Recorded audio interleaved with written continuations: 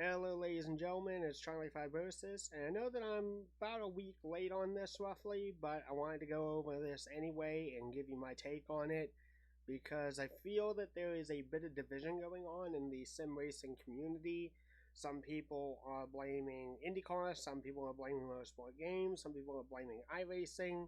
There's a lot of blame being thrown around, and I kind of want to explain at least my perspective on it. And give my thoughts and feelings on the whole situation. So we are going to be talking about how IndyCar is going to be removing itself from the iRacing platform and everything like that, starting on January 1st, 2023. We'll go over some tweets and I'll give you my thoughts on everything. So let's get into it. Alright, this was posted by Greg West sometime last week. Here is the information. Here's a staff member of iRacing. IndyCar license update. Our current license agreement with IndyCar is set to expire on December 31st, 2022. IndyCar has signed an exclusive license with another developer, that being Motorsport Games, that goes into effect on January 1st, 2023. While we are still working on finalizing a new license with IndyCar, it is clear that there will be some notable changes to the way we are able to present IndyCar racing on iRacing. Most significantly, we will no longer be able to run an official IndyCar branded series, and there will not be an iRacing Indy 500. You will also see the removal of the IndyCar series logo from our sites. We plan to continue to support the Dallara race cars, the IR18, the DW12, and the Dallara IR 2005 or the IR 05. There will be no changes unlimited to use and racing in regard to non-IndyCar series at the Indianapolis Motor Speedway for other series, NASCAR, IMSA, etc. Until the new license agreement is finalized, we won't know all the details, so there may be further changes. Okay, that's part one of it. There is a second part to it, though. Alright, here is also a comment and reply. Morning, afternoon, evening. Today, I unfortunately am the bearer of bad news. Per our announcement this morning, broadcasters are no longer permitted to broadcast races utilizing the following three cars effective January 1st, 2023. We will forward an updated broadcast policy to help reflect these changes to you soon. I have also attached the forum post regarding this below. The three cars that are no longer permitted to be shown on broadcast is the Dallara IR18, the Dallara DW12, and the Dallara IR05. Alright, so what does all that mean? So there's a lot of people who are blaming iRacing, making kind of the statement that, oh, iRacing didn't do enough to be able to keep the IndyCar series around, or, oh, this is entirely IndyCar's fault because they just don't want to have the cars available and everything like that. Oh, this is Motorsport Games' fault because they have to have the exclusive license and everything like that. And let me just kind of break this down as to how I feel about all of this. So, it sucks that iRacing is going to lose the license and everything like that, but that's business. And to be completely honest, in a certain respect, I don't... Based off of the numbers that I've seen, the IndyCar division was really not the most popular division anyway in iRacing. And to be completely honest, as much as iRacing hates hearing this, because the drivers kind of had a right to complain about it during the pandemic and everything when we got all the virtual racing and whatnot, iRacing did not do the greatest job at replicating the factors of how an IndyCar operates. And I think that they have a little bit of blame to that. iRacing is much better suited, from what I've seen and from what I've experienced, more to the NASCAR side of things, because there's just a lot more telemetry data associated with it. And that whole entire situation is a little weird. I may go into that a little later. But NASCAR, just because NASCAR kind of has their arms very wide open to all of this, and then IMSA / Grand Touring racing. I don't think that iRacing necessarily does the best job at the open wheel side of things. For when I've played, for when I've used the service and everything like that, there are certain cases where it just does not handle right. And the drivers, the professional drivers who run in that series, should know how the cars handle and everything like that. So I'm willing to take their word, and I can understand being frustrated about it. And IndyCar's was not IndyCar.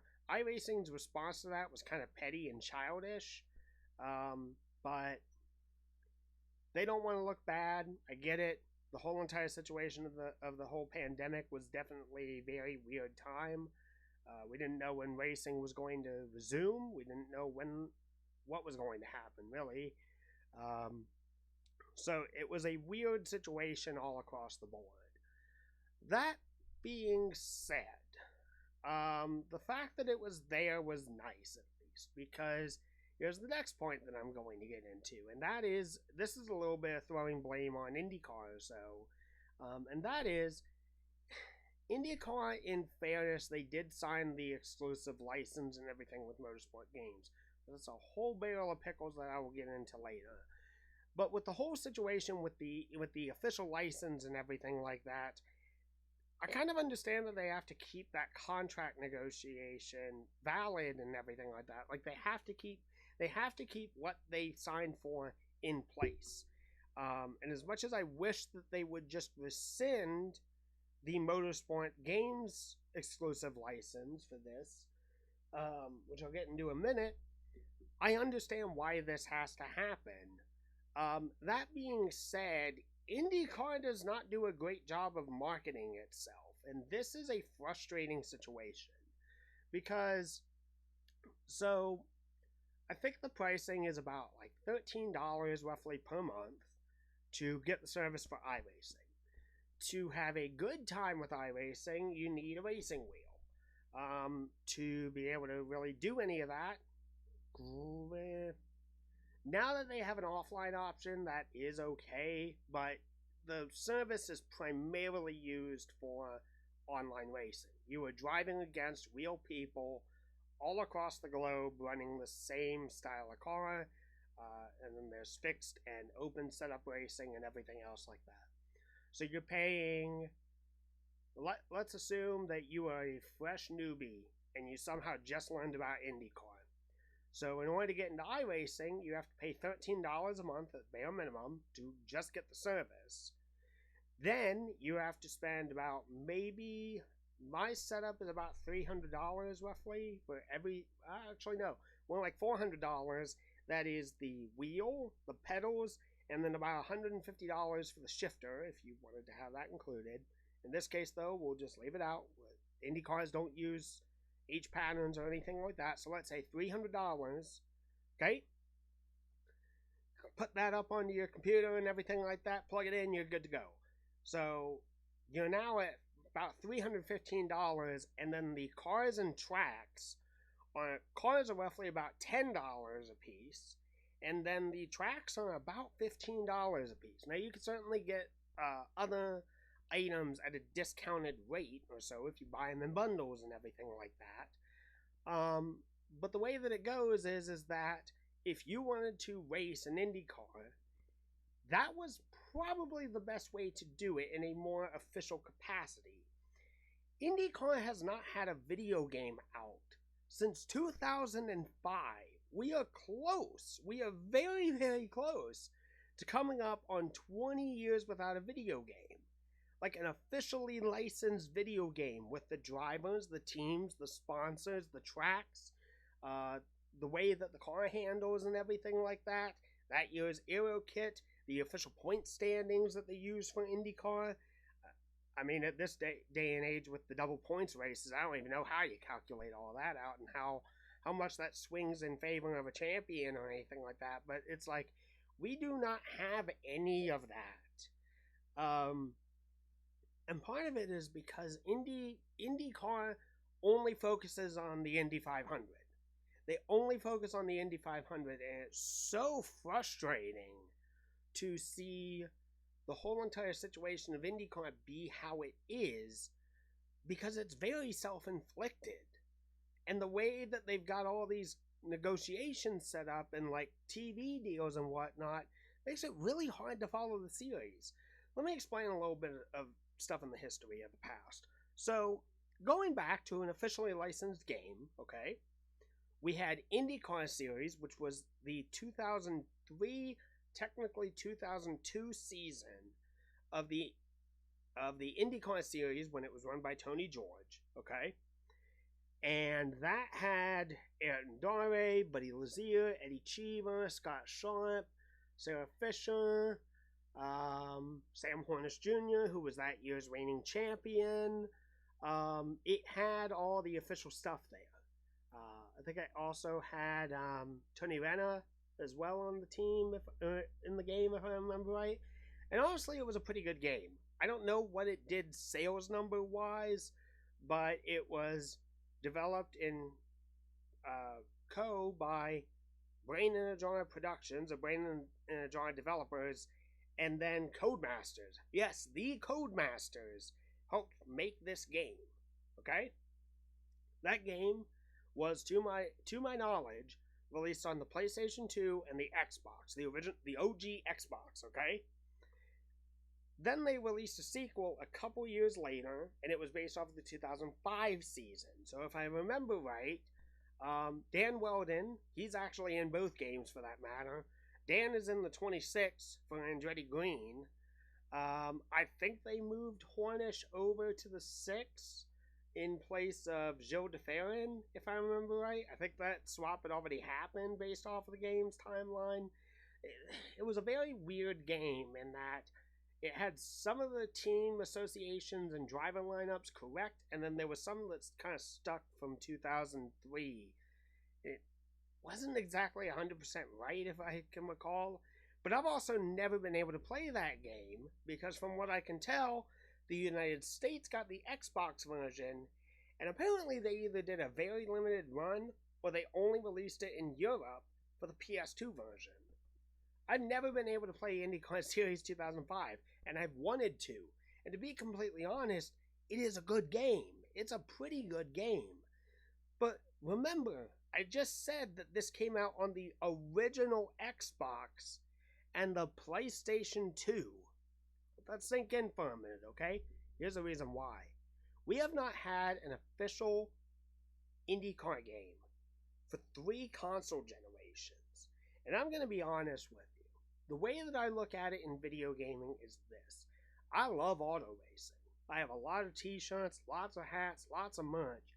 But video games are the one thing that I really, really look forward to, especially when they're officially licensed and boxed up into a nice, neat package, and it's focused specifically on that, because that allows me to consistently and without fail go and appreciate the cars, the drivers, the teams, the championship format.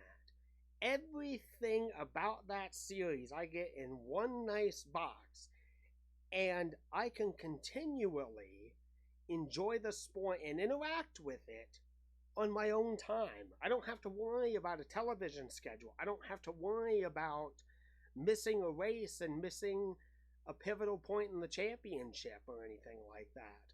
I don't have to worry about all of that because it's an interactive medium.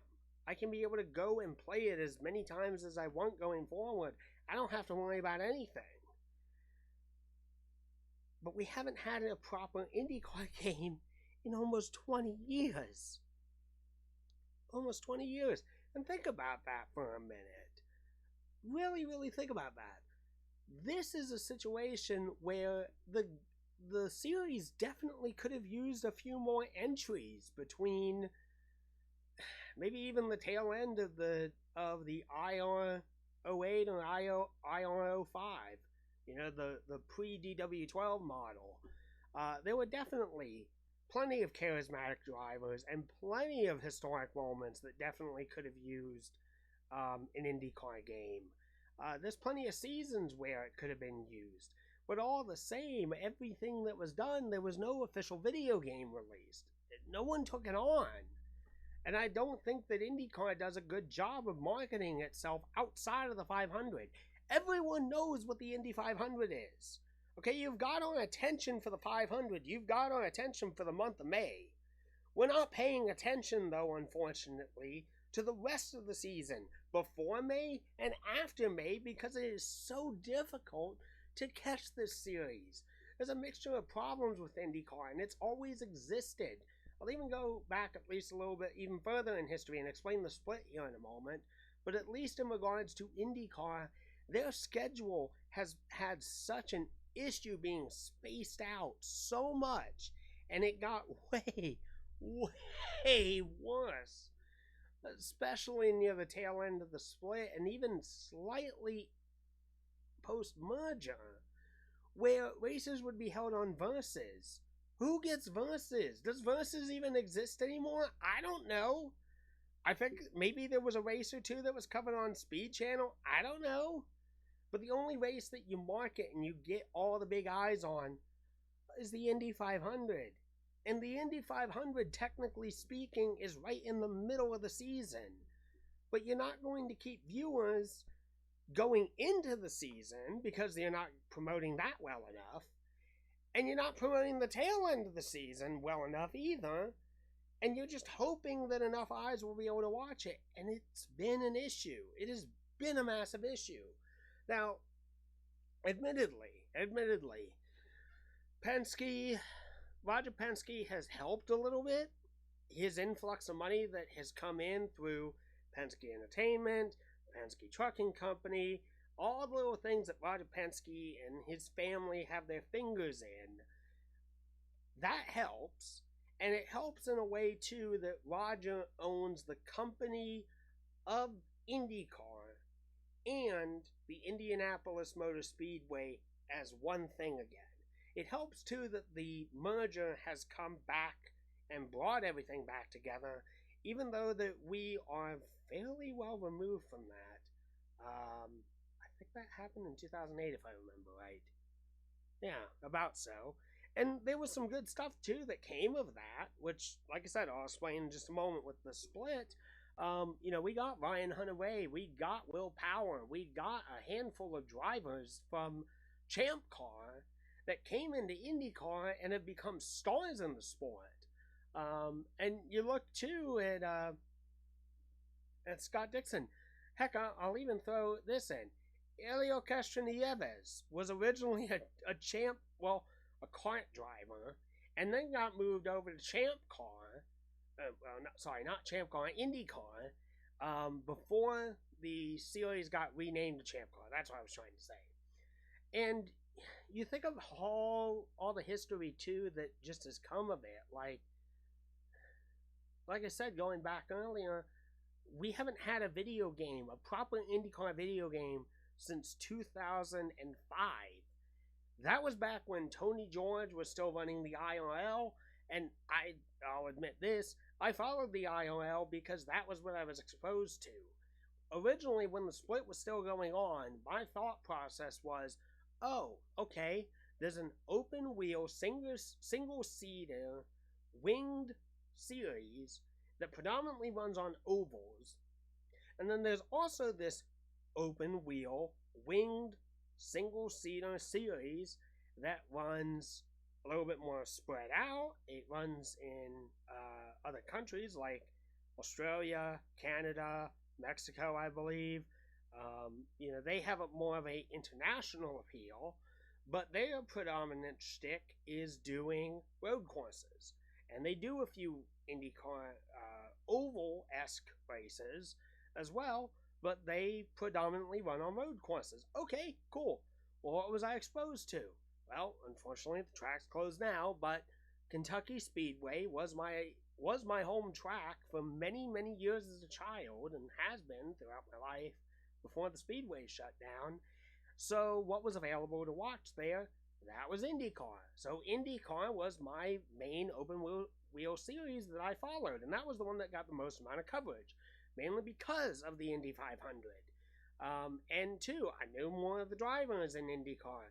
Sarah Fisher, Scott Sharp, Sam Hornish Jr., Bobby Buell, Billy Bode, George Mack, Scott Dixon. Surprisingly, Scott Dixon was starting his career back in 2003. With how long he's been in the sport, it's insane. Elio Castroneves, Joe DeFerrin, Kenny Brack, like all of these names. And probably the only three names I can think of on the Champ Car side was Sebastian Bourdais, Paul Tracy, and Jimmy Vasser. That's it. That's about it. And Jimmy was kind of already out of his driving side of his career anyway. So, with that being said, like, it was such a whole different time and everything like that. But the series reunified. We had the split, and that killed open wheel racing on both sides, really. NASCAR ended up taking up the helm and everything like that, which is why I got a lot more NASCAR gear. And as much as I love IndyCar and everything like that, even after the merger, they have just done such a poor job marketing themselves. So we have not had a proper video game in years. We have not. And it sucks because so much history is going to get ended up getting left on the chopping room floor. We're never going to get to recreate any of that. There's not going to be anything like a lightning challenge or whatnot where you're playing as Juan Pablo Montoya and you're winning your second Indy 500 or anything else like that. Or a what-if scenario where you're running as Charlie Kimball and you need to start in third and you need to pass the rest of the drivers in 5 laps. Or maybe you're playing as Takuma Sato and you avoid spinning out in the 2012 Indy 500. Like, so much history was lost, unfortunately. And the weird thing about all of this is, because of IndyCar doing such a poor job marketing themselves, they never got a video game, but their cars got incorporated into other video games, which in a certain way is probably good that some level of exposure was there. But in the process, you end up having, I believe Forza has an IndyCar, Project Cars 1, Project Cars 2, they have IndyCars. And it kind of ties into Motorsport's games, which I'll get into in just a moment. R-Factor, they have the R-Factor engine. Motorsport's games has the R-Factor engine. R-Factor 2 officially has support for the Indy cars. And I don't know. I think there is officially a track. They do officially have the Indianapolis Motor Speedway, if I remember this right. But you can buy the IR-18. You can buy the modern day Indy car. You can be able to race on the Indianapolis Motor Speedway. But there's a bit of a twist here, and that is this. There is no official IndyCar game. Still all the same. These games, all these games that I just mentioned, and weirdly enough, it was right around the time of the DW12, which I guess it was just easier to get, because that car did not lead up to its potential as best as they had hoped for, unfortunately. A lot of games had the car, but the problem is you don't have that exclusive license or that bigger licensing deal where you're getting the official paint schemes, where you're technically racing on more than, at most, the Indianapolis Motor Speedway and Gateway, or Worldwide Technology Speedway now. You don't have any of that. And unfortunately, in the process, the whole history of what could have been of video games in the IndyCar space has been just lost. Like, we will never be able to see these things in our lifetime. And that even goes deeper into exclusive contracts and everything like that with the drivers and the teams and everything. So we've got that problem, and then throw into this too, you look, and this is what's disappointing too, NASCAR had as much as I don't like the exclusive licensing for anything for that matter, it's part of the reason why Madden is such a train wreck. It's part of the reason why NASCAR is now unfortunately kind of in the situation that it's in, is NASCAR at least put out a video game every single year from about 1996 all the way until 2009. Then they didn't have an exclusive license with anyone really at that time. The NASCARs got released on the Gran Turismo 5 and Gran Turismo 6. Then you had Technics with NASCAR the Game 2011, Inside Line, I don't know if they actually did 2013. I think Inside Line was 2012 and 2013 technically. Then they had NASCAR 14, NASCAR 15, and then it transferred over to Monster Games, the original makers of the Heat games, and they got NASCAR Ignition, which sucked. Then NASCAR Heat 2, 3, 4, and 5. And then they get bought out. Actually, Monster Games actually got bought out by iRacing, now that I think about it. But then Motorsport Games comes in, and they get the NASCAR license. And then we have the absolute dumpster fire crap that is NASCAR 21 Ignition. That game has gone on sale to as low as 50% off. And it is a game I still refuse to touch. And let me say this too. I bought NASCAR the very first NASCAR Heat Evolution, and played through that, and it sucked. It wasn't good, but I felt that there was something there, and it wasn't nearly as broken as NASCAR Ignition is. The few people that I know that purchased the game because other friends asked them to because they wanted to play it together and whatnot, the level of letdown that is NASCAR 21 Ignition, that game could be 90% off and I still refuse to buy it. I still do. I refuse to give a single penny to Motorsport Games because of how there's messing up and just getting the physics a little wrong or making things not 100% right. And then you're doing what Motorsport Games is doing and everything's wiped off the table. It's something I am never going to play. I do not care how greatly that game gets discounted. I do not care as to how long it takes for them to patch the game into a more playable state. That game was dead on arrival, and I am never picking it up. And they have the IndyCar license. They have the exclusive license to the WEC, the World Endurance Championship. I believe at one point they did have one for the British Touring Car Championship. I think the BTCC rescinded that license. NASCAR has allowed them to keep the license, and now IndyCar is going to be in their repertoire. And here's the big thing. Here's the big thing. If they can screw up a NASCAR game that has had almost yearly releases for almost 20 years, roughly. We're taking a few years out, but it more or less has had almost an annual release for 20 years, and they fumble the bag this badly. Remember, IndyCar has not had a proper video game since 2005. We are coming up on 20 years of that. How badly do you think they're going to mess this up? They're going to ruin it. They are going to make a terrible, terrible video game. And moreover, what makes me so upset about it too is that, okay, they're probably the only ones that would take on the IndyCar license because no one else is going to. The game, and it's in part because of IndyCar as well, the series is so little known in regards to anything outside of the Indy 500. I do not think that this game is going to be a commercial darling. I don't think it's going to sell a lot of copies.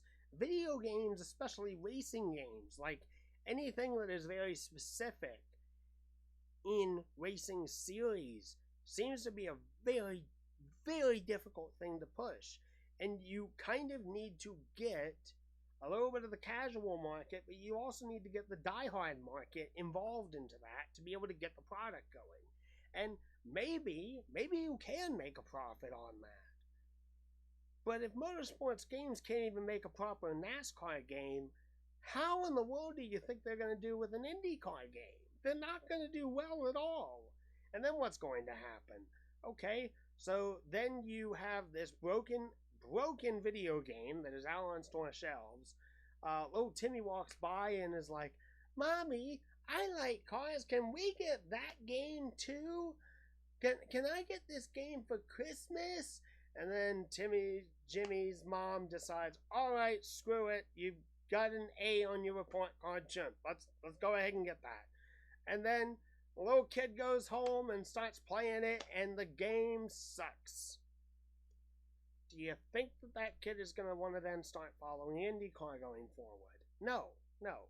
The kid's probably going to jump over to Forza or Gran Turismo or some other game and everything like that. And there you go. You have now lost a partner in terms of you've lost a potential fan. You've lost a potential fan to both the game series and to IndyCar as well. And that's it. And there's another piece of it is that with how everything has trended and so, motorsports in America especially is kind of on the decline.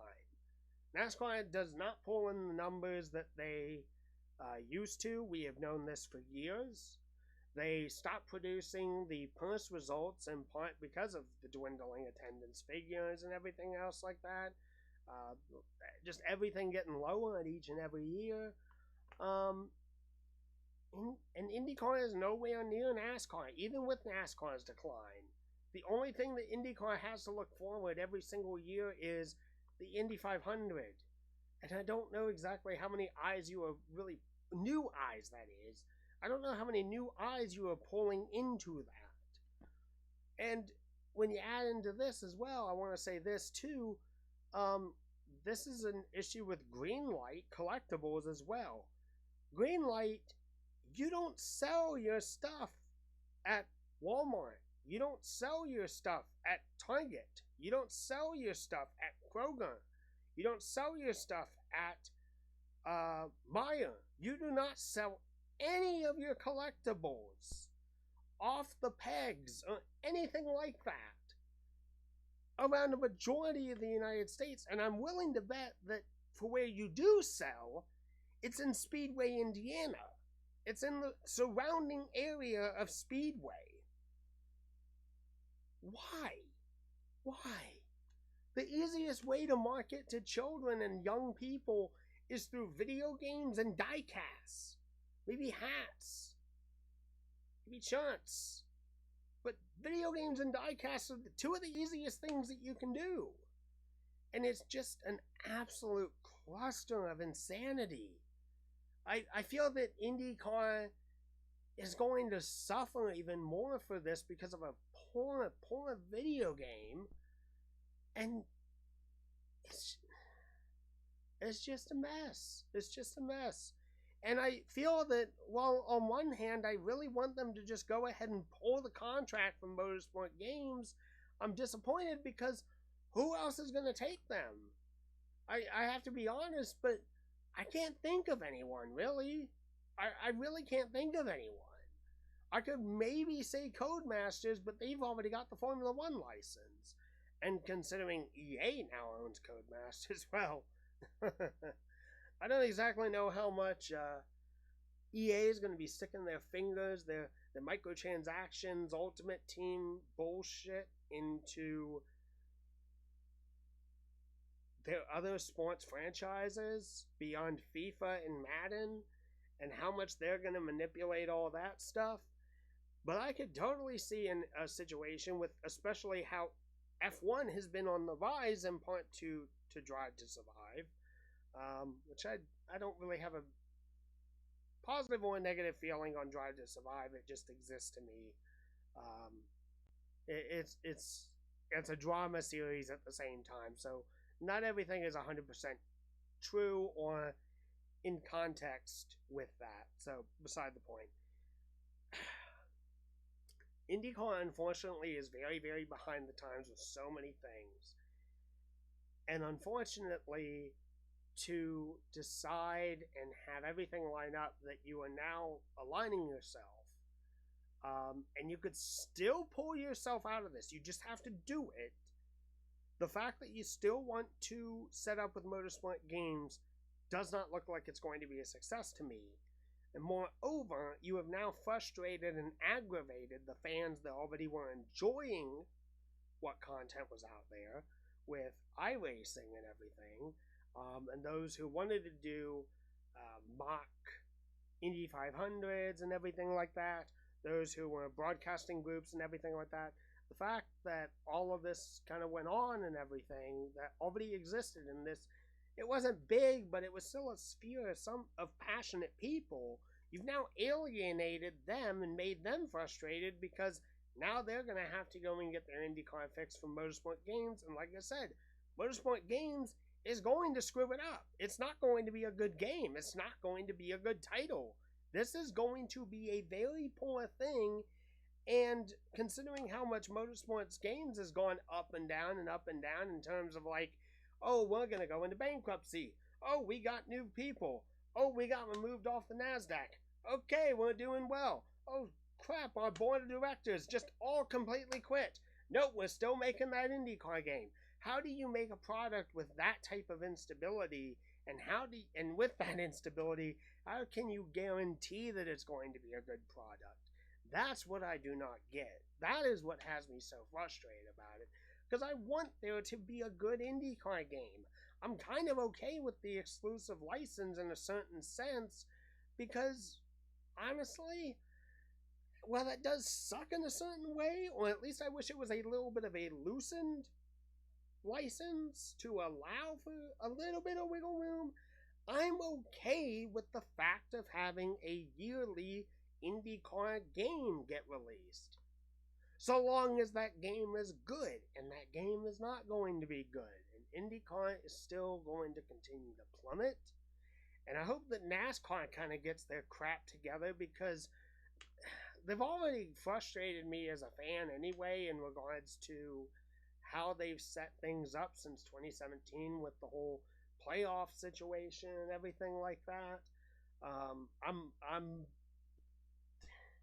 The next Gen car was the only thing that I was actually kind of excited about, more or less. And as exciting as this season was, I am weary because of the whole issue with the injured drivers and whatnot. I know that they're working on that. It just still was a situation that sucks. It leaves a black eye. And then also some of the officiating with NASCAR was kind of poor this year.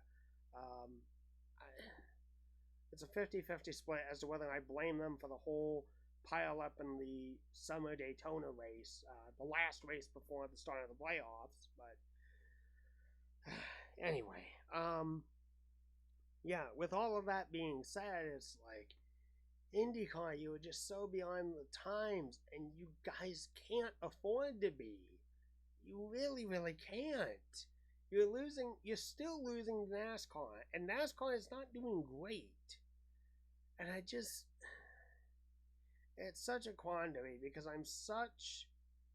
I love racing so much. I try to watch as much as I can. I try to watch IndyCar when I can, but the problem is their schedule is so spread out all over the place. And I usually do catch NASCAR for the most part, but gotta admit, the races are sometimes kind of boring or so. Maybe less so this year, probably with the new car, but still all the same, there definitely are some snoozers. There are some races that, admittedly, not really the best to sit down and watch for 3 hours or 4 hours. And I still don't really care for the whole playoff situation. I wish that there was a great blending between the ideas, the positive ideas for the playoff / chase / everything else, and something that is a year-long points battle and everything. I've come up with this calculation so many times and tried to come up with ideas where it would work in some capacity, or you change up the numbers so that you award the winner more points or something, something, and it can work. It was proven that this stuff worked. You just had cases where sometimes a driver would clinch the championship like 2 or 3 weeks early. That happens. That just happens. And I'm also a little upset just because NASCAR can't seem to get it through their head that not every single sport has a Game 7 moment. And it's not always going to be an exciting Game 7 moment. It could be a blowout. It could be a blowout and it doesn't matter. The best team wins the championship. But to artificially make it so just leaves such a bad taste in my mouth. And that's kind of honestly where IndyCar kind of beats NASCAR in terms of their point system. I don't know exactly how to feel about the double points in certain situations or putting a heavier emphasis on the Indy 500, but for the most part, you could have a really tight points battle and have it be exciting from beginning to end. IndyCar just doesn't market themselves well enough, like NASCAR does, to be able to exemplify and show, hey, we've got a great racing product here. So it's just a whole entire frustrating situation. Um, as simple as it gets, I have no faith whatsoever that this is going to be a good game made by Motorsport Games, so that's a black eye on them in terms of their quality control. I don't believe that this is going to be a good look on IndyCar because it is so. The writing is on the wall, and I don't think that they're going to do anything about it. And unfortunately, they've kind of put themselves in this hole throughout this entire time. And I mean, Roger has helped, but I don't know how many new ideas he's necessarily putting into this that is actually helping the series grow rather than look at us, we still exist. We have fast cars and we're in America. Oh, and we've got the Indy 500. Like, that's the biggest thing that we've got. That's it. And even to an extent, I mean, I don't know that I can necessarily. If there's only one thing that I can blame iRacing for, is I just wish that they weren't so arrogant in terms of the whole situation with the criticism that they've gotten from IndyCar drivers and whatnot. I get that they don't want to look bad, and I understand that that's a black mark, but you could also use that as constructive criticism and try to make the product better. Unfortunately, and I'm not a developer by any means. I'm not a programmer. I don't know how different or how much excessive legwork you would need to put in order to make a proper IndyCar model and have all the physics work in favor of it that doesn't then throw off the NASCAR side of things or the endurance side of things or the dirt racing side of things, because they have a dirt series now. I don't know how you necessarily manage to modify one area that doesn't mess everything else up, but it kind of looks bad on you if you just get upset about that at the same time too, and act so self-absorbed. Is the best word that I can kind of describe and explain on it. And it's such a frustrating thing because I think everyone loses. IndyCar loses, Motorsport Games loses, iRacing loses, the legacy fans, they lose, the potential new fans, they lose. Everyone loses in this situation, and it doesn't have to be this way. But unfortunately, in the world of lawyers and gaming, unfortunately, this is just how I guess it has to be, and everyone's going to be very disappointed when this game gets released, and it's going to be a hearty lump of coal in our stocking when it comes out. If the game does have any redeeming qualities, I may check it out. I don't know. I highly doubt it because of just the history of motorsport games. I highly doubt they're even going to do anything to fix continuing onward with NASCAR 21 Ignition because their focus is probably on NASCAR 23, whatever the subtitle of that game is going to be. And I don't see them having learned much between titles or so where it's really going to be that big of an improvement. But I've gone on, I've rambled on long enough. Thank you all for watching, and I'll see you again next time.